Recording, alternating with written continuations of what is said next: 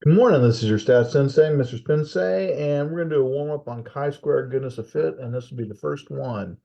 So absenteeism of college students from math classes is a major concern to math instructors because missing class appears to increase the drop rate.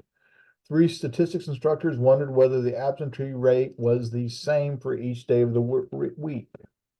That sounds important. They took a random sample. We know that's important. Of absent students from three of their statistics class during 1 week of the term. Results of the survey appear in the table. Together, the three professors teach more than 2,150.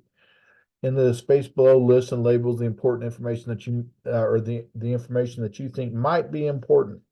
Well, I'm going to start off with that 2,150. That 2,150 sounds like a population. All right. I'm going to say that all the values in the table, the 28, the 22, the 18, the 20, and the 32, that looks important too. And those are going to be what we learn to be observed values. Something else that's going to be important is when we sum those up, we end up getting a total of, and let's go ahead and add those up, 28 plus 22 plus 18 plus 20 plus 32 of 120.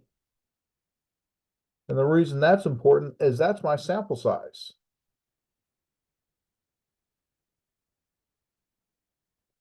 Another thing that's going to be important is we have 1, 2, 3, 4, 5 days of the week. So we end up with 5 days of the week.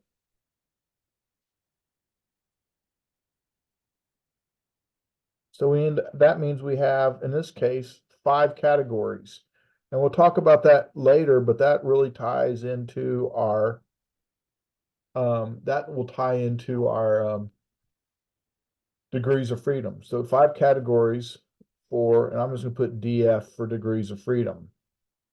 The other thing is we care about the absentee rate and whether it was the same. And that's going to be important for our hypothesis. So absenteeism is the same for each day.